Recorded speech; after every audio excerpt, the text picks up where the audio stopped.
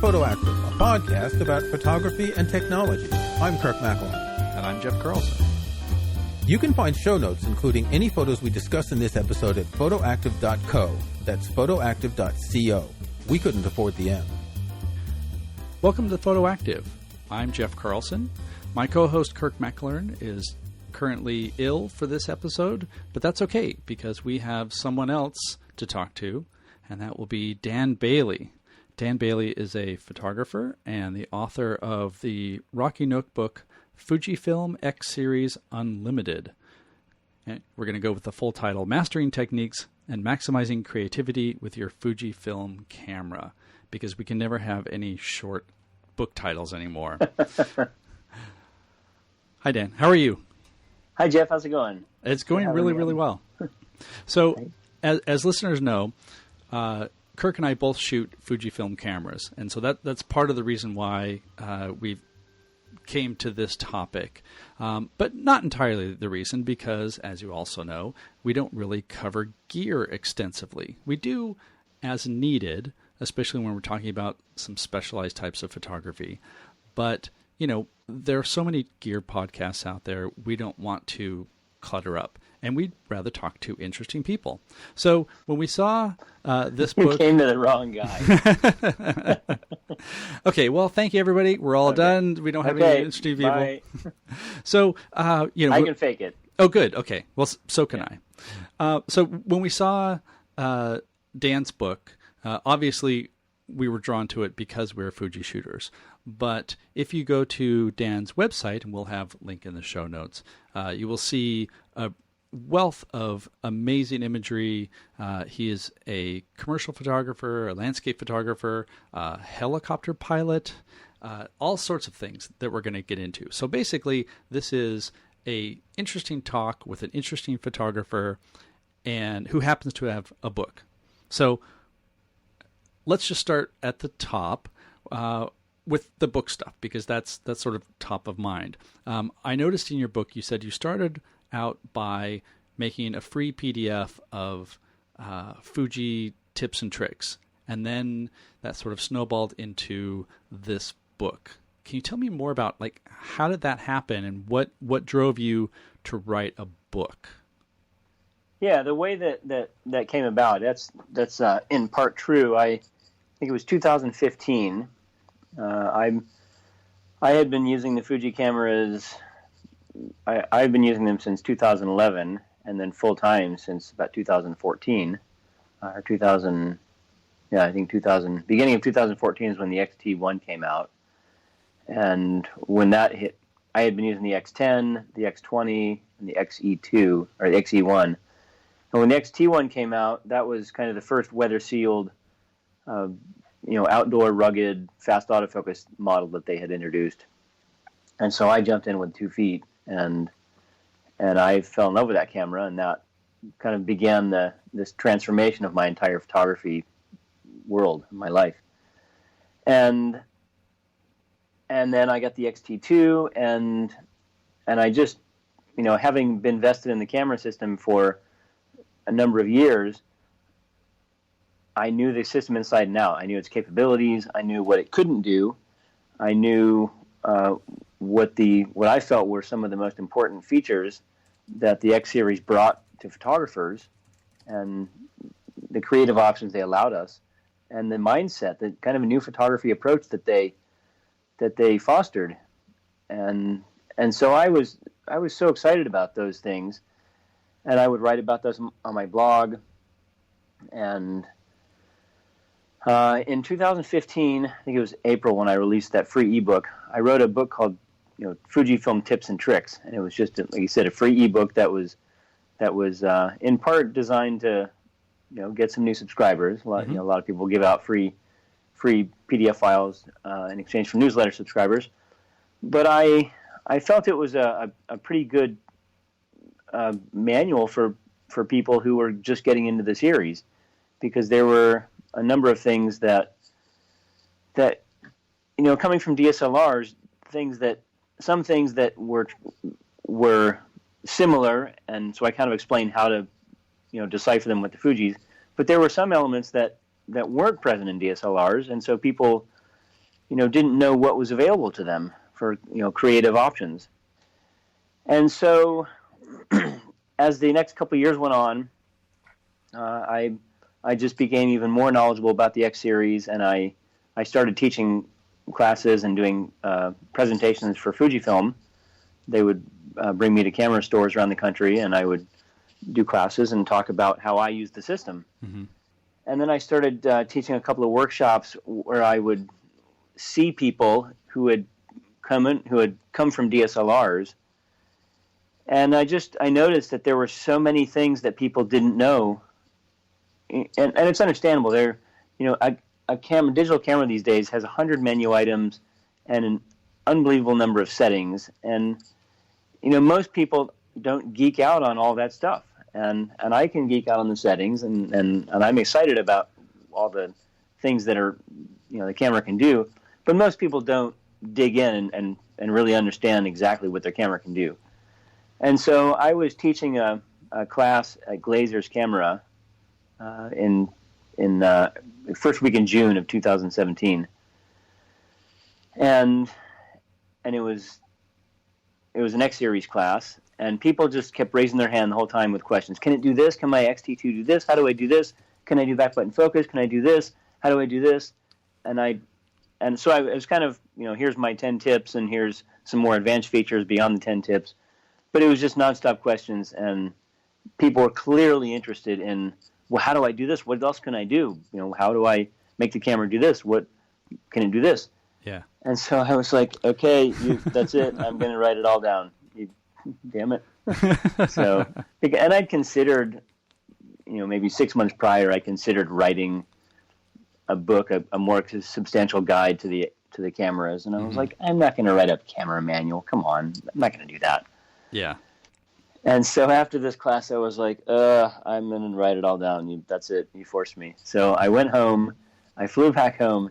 And the next day, I sat down at my laptop, and I just pulled out my XT2, and I just made topic headings that corresponded to every single menu item in the camera. And I started writing. Here's what it does. Here's how to use it. And here's some photos to illustrate what this setting does, what this setting does, what this setting does. Here's how I use this setting. Oh, this setting does this, but don't worry about it. You don't need to know. Most people won't need to worry about that. And so in a month, I had a 50,000-word ebook. And I released that in July 2017. And it sold like crazy. And it was the best-selling ebook I'd ever published. And so it just snowballed from there. And then I was at Photo Plus later that year. And I went to introduce myself, and I said, "Hi, I'm Dan Bailey. I'd like," and they were like, "Hey, we know who you are. We want to talk to you. Yeah. We want to do your book as a book." And I was like, "Funny. That's why I came over. I wanted to ask you about that." These are the folks at Rocky Nook. Yeah. So I met the Rocky Nook guys, and by the end of the show, we were like, "Yeah, we're going to do this book and in a print version." And so I went home and I reworked some of the text to make it kind of applicable to book form. And about a year ago, it came out as a print book. Yeah. So we've mentioned on the podcast before the importance of RTFM, read the Fuji manual. And I like to do RTDB. Read Dan Bailey's book. Dan Bailey's book. Yeah. Well, that's kind of the thing, because I've gone through the manual, and it's like most manuals. It will tell you what to do. It will tell you what these settings, what turns on, what turns off. But there's often very little context of what these things mean. And I think more importantly for me is, yes, reading the manual can be kind of dry. Like, the information is all there, and it helps to have somebody like you to interpret that for somebody. But the other question that I have is, how much do you really need to know about the camera? I've been shooting an XT1 for like the last 4 years, and I got an XT3 this year. And, I don't know everything that's in the camera, because part of me knows that I don't need everything there. And so, do I want to fill up my brain with everything that the camera can do versus what are the things that are most important for me now? Right. And so I had that in mind when I wrote the book. And so the entire first section of the book, which is about a third of the text, is, I think we called it really important stuff you need to know. And and so it's a chapter that breaks down what I feel are the fundamental aspects of the system.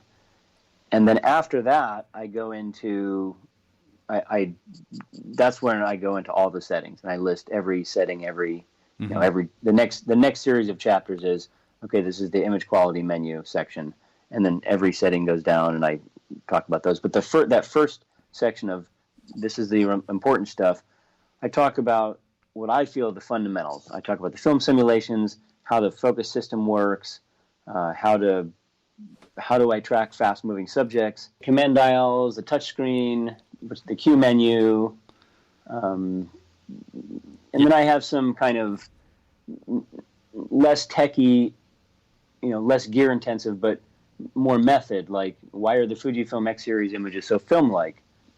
How to shoot fast action, here's my recommended function button settings. Right. So how to navigate the menu. So I kind of, that's my introduction to help lead people into the book, and here are the fundamental things that you should know. One thing that you mentioned was you had that audience at Glazer's, asking all sorts of questions. And I think that's sort of a selective audience, because these are people who are there that are more interested in sort of digging into the guts of what the camera can do. In general, do you have a sense of how much of my camera should I know? If I'm, a regular shooter, do I need to get into a lot of that stuff? And I say that with the, the big asterisk floating over my head. That's like, well, yes, I should know, but how much do people end up really knowing? I'd be very surprised if the average user knew everything in the book. Right. I have to refer back sometimes, but that's why you put it in a book. That's why I put it in the book, yeah. And so when people ask me questions, I go to my book. For example, if I ask the average person, what does shutter AE, shutter AF function do, they're not going to know. But if I ask, that's why I have the introductory section. If I talk about the film simulations, they know that. If they want to ask about bracketing, they probably know that. So, there's a fundamental approach that I have, and that's to embrace the funness and the simplicity that kind of matches the design of the X Series. I'm shooting like I'm shooting film. With my goal is to exercise my creativity in the moment and walk away with a finished photo that I love, that represents the ideas and the excitement that I had about the scene when I was there. That's something that we've also talked about previously in the podcast, and is just acknowledging that these cameras do so much that it's okay to give up some of that control and know that there's been a mountain of thought and money poured into how can the sensor get a better shot, how can it alleviate a situation so that you're more focused on capturing whatever's happening in front of you, rather than wondering which kind of focus do I need for this particular situation. And there are certainly times when you want to be very deliberate about that, but it seems that, I don't know, it's almost the, dare I say, like the Apple approach of, don't focus so much on your gear. You should be focusing on what you're capturing, and that what you're going to get is going to be good. And if you have that interest, or if you are approaching some sort of specific situation, you're shooting sports, like you need something that is going to be more demanding than just what the camera can do on auto, then you can dig deep into your book, you can dig deep into the settings and all of that. Yeah, and that's a good way to think about it. So you don't someone's not just going to sit down and read the book cover to cover and then remember everything. Right. But if they say, hey, I'm going to go shoot my kid's soccer game this weekend, I can read Dan's book and check and kind of dig into the autofocus section and figure out which settings might work for that scene. And then maybe after it all went down, they'll come back and they'll go, well, this didn't work so well. Maybe I'll try this setting next time. Because that's what photography is all about, is experimentation. Yeah. And kind of going back to the first thing that we were talking about, that you had mentioned, people focus heavily on the gear. I think there's one other element that people focus on. There are a lot of big names out there on the web, and we all know who they are, and they've indoctrinated us, and they've made us think that we have to do these things a certain way. And so a lot of people approach photography in a way that we think we need to, because if we don't, then we're going to get laughed at by the really serious photographers on the web if we post our stuff in the forums. I'm living proof that you don't have to do everything the way we were taught we were supposed to. And if I do it with confidence and I get good results and I love the pictures I get, that's what matters. This is also something that I found personally. You start thinking about gear, you start thinking about what it's capable of, and there's this push toward, is everything in focus? Is this correctly exposed? And I'm sure you have the same experience. Like, I have plenty of shots that are not technically good that I love because, there's an emotion there, or, it's, a picture of a person caught at, like an awkward angle, I'm doing air quotes, awkward angle, where you're like, well, that's not the way to do it. And yet you look at that and there's story, there's emotion, there's, something to it that makes it a good photo. I find it especially interesting that we've been talking about a book that covers the settings and the technical, and yet we're doing it all in the service of the emotion and the image and, getting a good shot that's good for you, the ones that you enjoy. Right. And that's the approach that I've taken in my teaching and my writing in the past number of years. And so that's why it was I felt it was easy for me to write this book, because it was a natural extension of the kind of stuff I write on my blog, which is very much in the line of real world tips and advice for people. Don't worry about this. This is what matters. Don't get caught up in this trap. Don't worry about this. But if you do want to do this, here are some tips that I use to let you accomplish this with your cameras. Mm-hmm. And because the reality is that we've won. Yay. The war is over. We've won everything in photography. Every single camera has a great sensor, a great image processor, great autofocus system. You can make fantastic pictures with any single camera that you buy, whether it's Fuji or not. And it's just a matter of how you use it. If you have a great scene shot in great light and you capture a great moment or a fleeting expression, or you document a memory that means something to you or someone else, nobody will ever care what ISO you used, whether there's any noise in the shadows or any of that stuff. Nobody cares, because it doesn't matter. What matters is the light, the moment, and the feeling that you've captured in your photo. No one will care if your histogram's blown if you do it deliberately and you walk away with a shot that has a cool message. Yes. Okay. On that note, we're going to take a short break, and then we're going to come back and talk a little. We're going to go back in time a little bit and talk about your photography and what you do, regardless of the camera. And we'll be right back.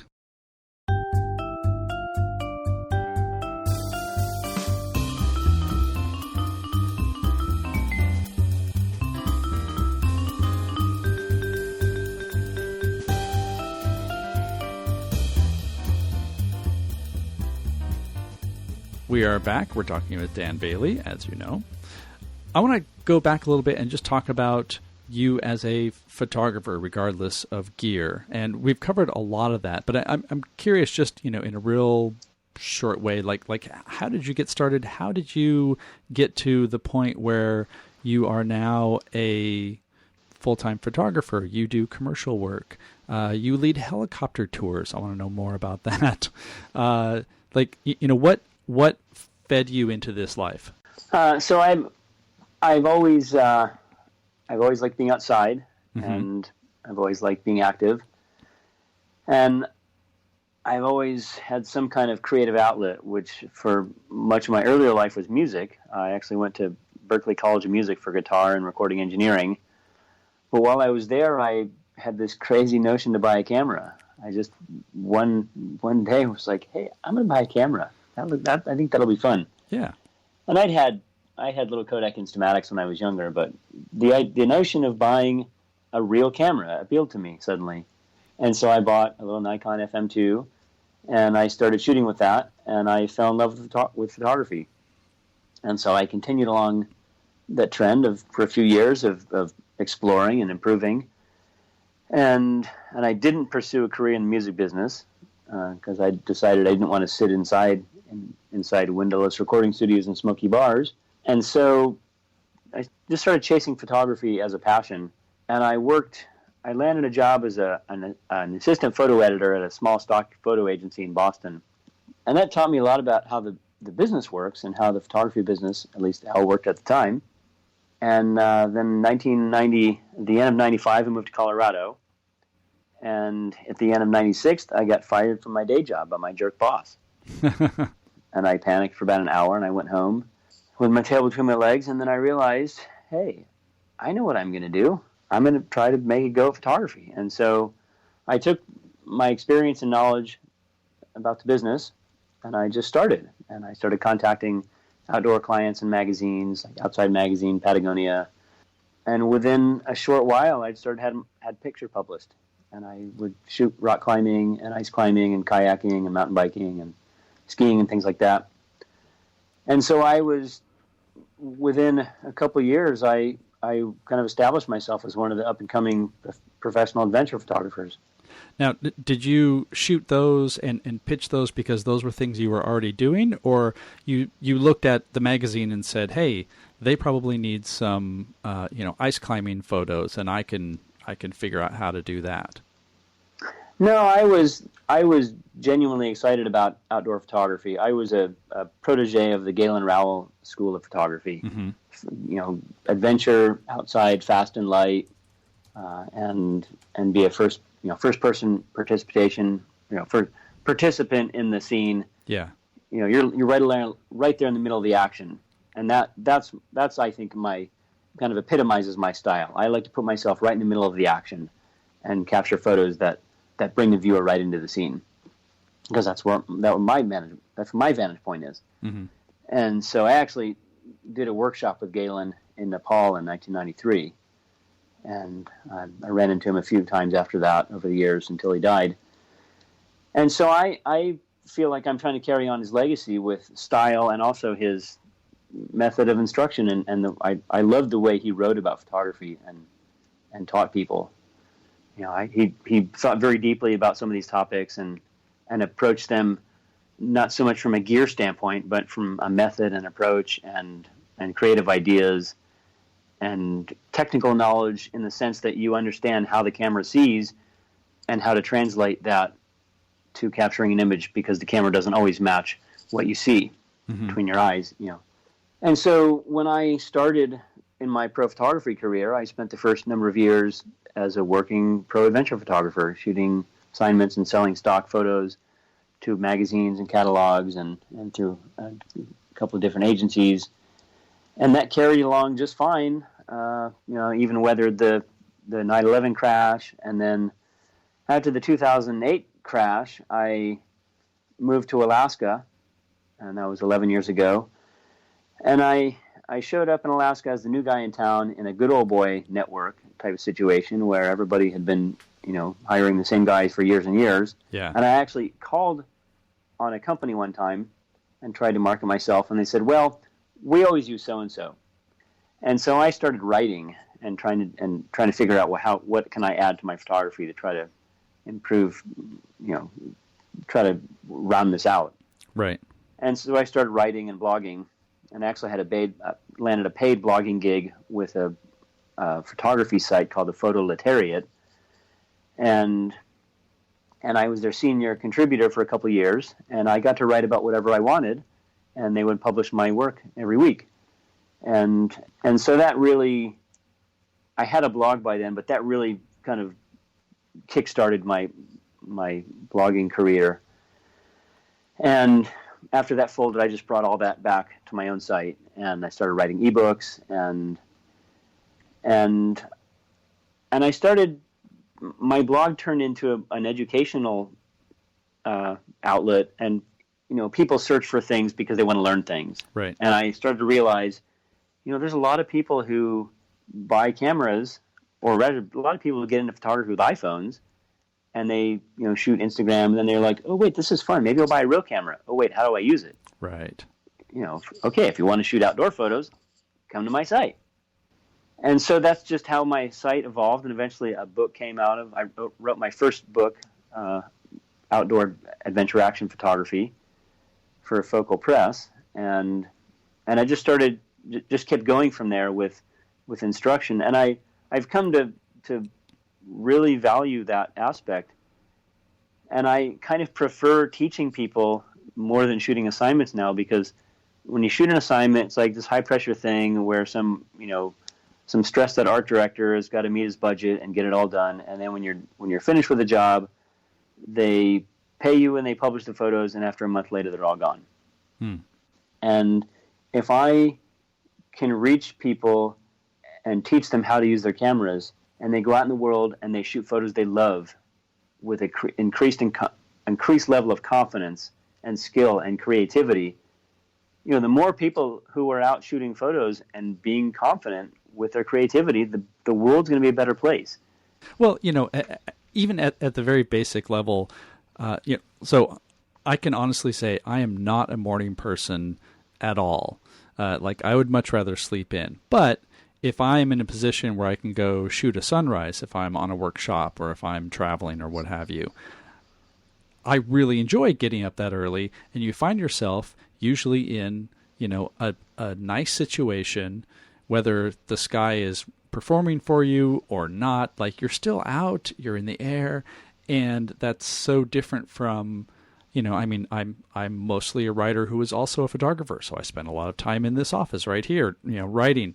And so that sense of getting out, that I think a lot of our listeners and a lot of people who are taking up photography, like, you may go out and just have a completely skunked day and you're not happy with any of your pictures, and yet you've been out in some beautiful place or interacting with interesting people for a couple of hours, and it's so easy for us to think about the technical results and whether this shot was good or not, or whether I got what I was going for, and then you have to sit back and go, oh, but I spent an amazing morning watching a sunrise and went out and had this great breakfast afterwards. Yeah, it's easy to get caught up in the trap of, oh, I just wasted my morning because I didn't get the photo right, and it's nothing sharp, and the sun didn't rise. But you just, like you said, you just spent the morning outside in nature and thinking about things, and or meditating, inadvertently meditating, clearing your mind, and or filling it with different thoughts. And the other thing is that it doesn't matter who you are, whether you're a 20-year pro or whether you're an amateur who's been doing photography for 6 months. If you get a photo that you love and you nail the scene, it feels the same for everybody. Yeah. It's an amazing feeling to capture an image that's stunning, that you love, and that you overcame whatever technical or creative problems that were inherent in that scene. And you get your camera settings right, and you got in the right position, and you waited for the perfect light, and you press the shutter just the right time. That feels the same whether it feels the same for everybody. And so that's the kind of confidence and excitement I want people to have. So you live in Alaska, gorgeous, gorgeous place. What draws you when you go out to shoot? So whether it's a commercial assignment or if it's just something that you're shooting personally, is it sunsets? Is it glaciers? I noticed that you're a pilot. Do you own your own helicopter? I'm actually I own my own airplane. I'm not a helicopter pilot. Oh, but sorry. Sorry. Yeah, so I'm a licensed pilot, and I own a 1947 Cessna 120 on tundra tires, so I can land on gravel bars and beaches and grass strips, mm-hmm. and so it's kind of like my Subaru with wings. So that's that's one of my preferred methods to go out and shoot photos is take the photo out to the glaciers and land on the gravel bars and hike up out to the ice, or land on the mud flats and explore the nature out there. I went out the other night and landed on the mud flats, and I just stood out there, and it was silent except for the slight breeze and the birds, the shorebirds that were out in the ponds out there. And meanwhile, I can see the orange sun going down, turning red because we've had all these wildfires nearby, and so we've been dealing with huge amounts of smoke in our region for weeks now. And I like to go ride my bike with my camera. I love bike touring, and that's one of the reasons the Fuji system has been so wonderful for me, because I don't want to carry heavy gear anymore. I like to travel light and fast, and I'll often, when I tour on my bike or hike, I'll just often just travel with the camera slung around my neck, my shoulder, and that's it. I don't want to carry a bunch of heavy gear. I in the wintertime, I shoot aerials out of my plane. Wintertime seems to be the best time for that because the light is fantastic in the winter, and all the mountains are covered in snow. And so I'll go up about an hour before sunset, and I'll climb up around the mountains, and I'll open the window, and it might be 10 below outside the window, and I slow the plane down to about 70 or 80 miles an hour, and just open the window and make big circles around these huge formations, and just shoot glaciers and mountains and snowfields and this beautiful orange pink light. And that's one of the most satisfying types of photos I've ever shot. To me, they invoke such a feeling of adventure and rugged wildness and wilderness. That's awesome. Being able to know that thing that you're chasing and to nail it. For me, it's like fog or misty hills. Where you have like the different layers. I swear, I have a ton of those pictures. I don't know that I've actually, been really happy with any of them yet, but I know it's out there. Like, my brain just goes right to it. My photographic eye, which, is another thing that I find when I'm out shooting. Like, you see differently, and it's nice to switch into that mindset. And then when you nail it, like you were talking about the fog and the hills.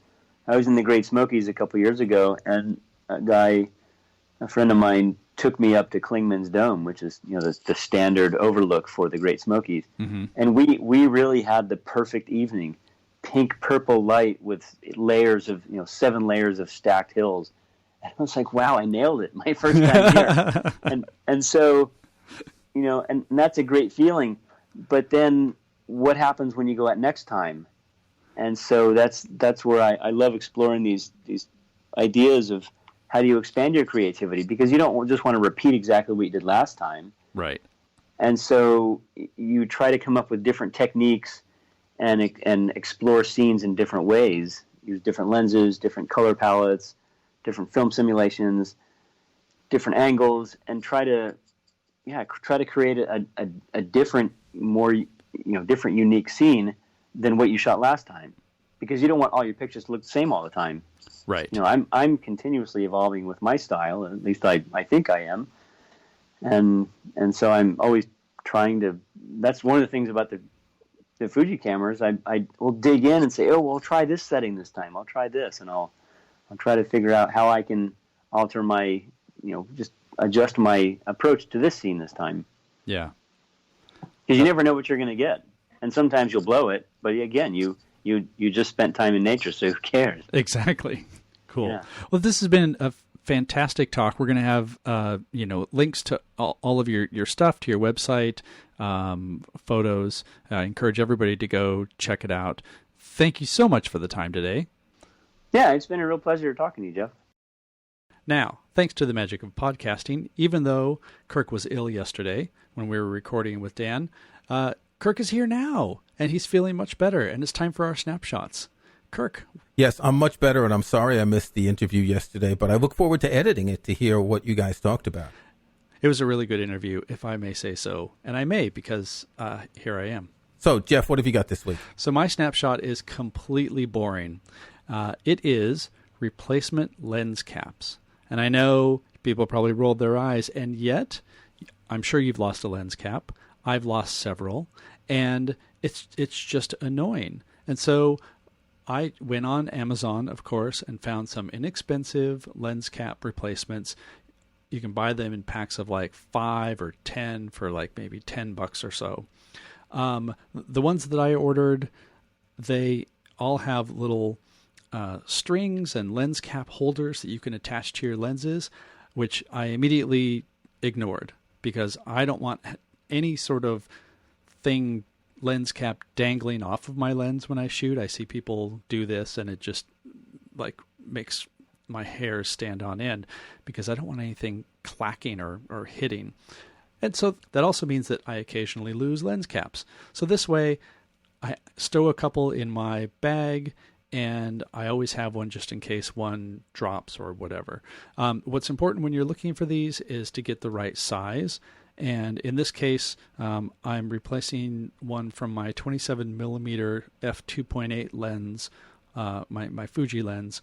And it's a 39mm lens cap. And on the lens, you can see after it says 27mm 2.8, there's like a little 0 with a line through it, and then 39, and that indicates what size you need.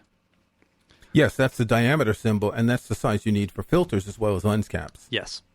So, and it's annoying that lenses are all different sizes, so you can't use the same filters on all your lenses unless you get step up and step down rings. Right.